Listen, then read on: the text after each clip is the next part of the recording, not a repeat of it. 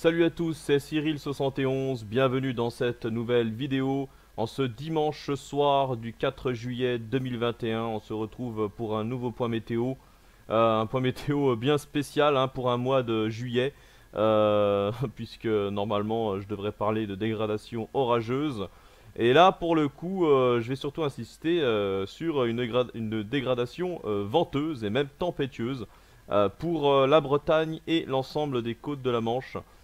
Situation rare quand même pour un début juillet, il faut le noter. Alors pour quelle raison je vous l'ai déjà expliqué dans mon live de jeudi dernier, qui est d'ailleurs toujours disponible sur ma chaîne. C'est dû à un conflit de masse d'air important sur l'Atlantique entre une anomalie dépressionnaire et fraîche sur cette partie-là de l'Atlantique et la chaleur remarquable depuis la péninsule ibérique en allant du côté de l'Afrique du Nord, où la chaleur est même intense là-bas. Eh ben, on a forcément un enroulement dépressionnaire qui est en train de se mettre en place ici sur le proche Atlantique, en phase avec un jet stream puissant. Le jet stream est important. Les vents d'altitude soufflent fort en ce moment, justement par rapport à ce conflit de masse d'air qui accélère les vents en altitude. Et donc tout cela dynamise cette fameuse petite dépression ici qui va se diriger pile sur la Bretagne. D'ailleurs, elle sera, quand elle va arriver vers la Bretagne, c'est là qu'elle sera la plus creuse. C'est pour ça que la Bretagne devrait subir les vents les plus forts. Regardez ce qui se passe donc avec la dépression qui se creuse tout au long de la journée de demain en se dirigeant sur la Bretagne. Voilà, on voit très bien qu'on arrive lundi soir. Dépression qui sera autour des 990 hectopascales, elle pourrait même peut-être descendre pas loin des 985, ce qui serait quasiment exceptionnel. Et regardez, les isobars sont très resserrés à son sud. On voit, hop, ça arrive sur la Bretagne, la Normandie, le creux dépressionnaire traversera l'ensemble des côtes de la Manche pour finir sa route mardi du côté de la mer du Nord. Voilà, les vents vont donc pouvoir s'affaiblir sur l'ensemble de nos côtes du nord-ouest. Et puis pendant ce temps-là, sur le reste du pays, on aura un temps pluvieux sur la moitié nord notamment, un petit peu même sur le sud-ouest, entre le sud-ouest et les régions du côté de la Lorraine. Donc on aura quelques pluies, passage pluvieux mardi, pas d'orage a priori, sauf peut-être sur la région Rhône-Alpes, dans la région Rhône-Alpes.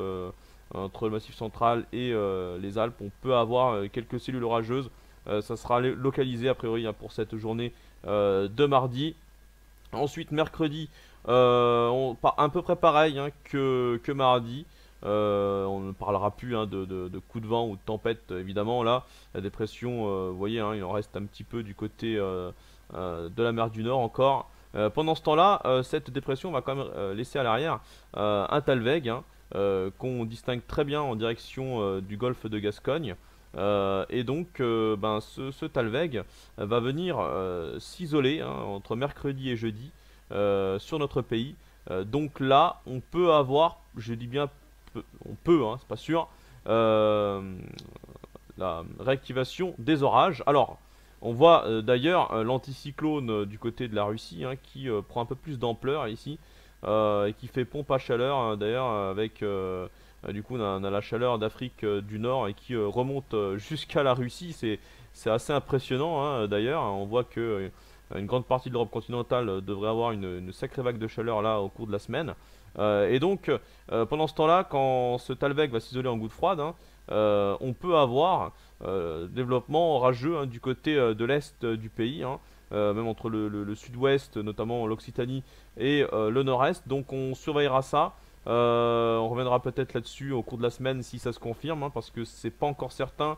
On ne sait pas trop comment va se comporter les restes du talweg. Donc là on voit très bien la goutte froide qui s'échoue en plein sur nous pour la fin de semaine. Donc dans cette situation on ne sait pas trop exactement où sera positionnée la goutte froide. Donc on ne peut pas connaître l'intensité des orages ni les régions, même si Normalement, ça devrait être les régions que je vous ai citées il y a quelques secondes. Alors, pour le week-end prochain, ensuite en allant vers le week-end prochain, bon, je n'irai pas plus loin. A priori, on sera dans une sorte de marée barométrique.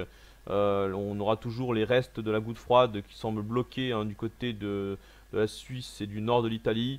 Alors que pendant ce temps-là, sur l'Atlantique, on aura une nouvelle dépression qui va arriver du côté entre le sud du Groenland et le sud de l'Islande. Donc cette dépression, on ne sait pas trop également où c'est qu'elle va aller.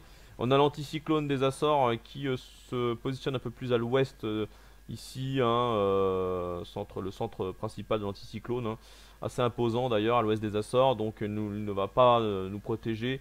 Voilà, il faudra voir l'influence qu'il aura sur cette dépression ici pour savoir ce qui va se passer. Et puis on a également un autre anticyclone qui se développe cette fois-ci de nouveau du côté de la Scandinavie, avec peut-être un nouveau blocage scandinave à la clé.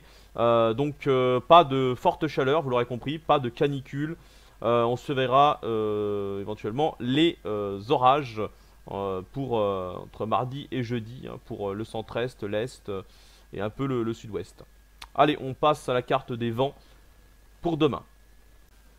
Je vous ai fait une petite carte pour vous résumer les rafales de vent les plus fortes attendues lors de cet épisode tempétueux, attendu entre demain soir et mardi.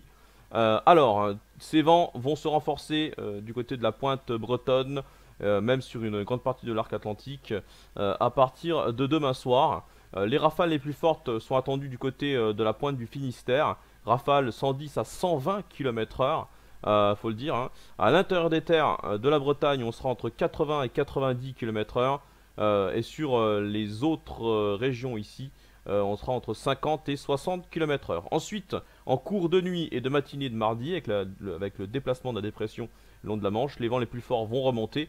Du côté des côtes normandes, on attend 100 à 110 km/h. À l'intérieur des terres, 80 à 90 km/h ici. Ça va progresser également. Donc jusqu'aux Hauts-de-France, on attend 80 à 100 km/h sur les côtes. Et à l'intérieur des terres, toujours voilà, autour des 80 à 90 km/h. Pendant ce temps-là, on aura en marge des vents soutenus sur une grande partie de la moitié nord quand même, entre 50 et 60 km/h pendant la matinée et une partie de la journée de mardi. Voilà donc pour ce point météo, il est complet. Merci de l'avoir suivi. Bon début de semaine à toutes et à tous et on se retrouve très bientôt pour de prochaines vidéos. Ciao!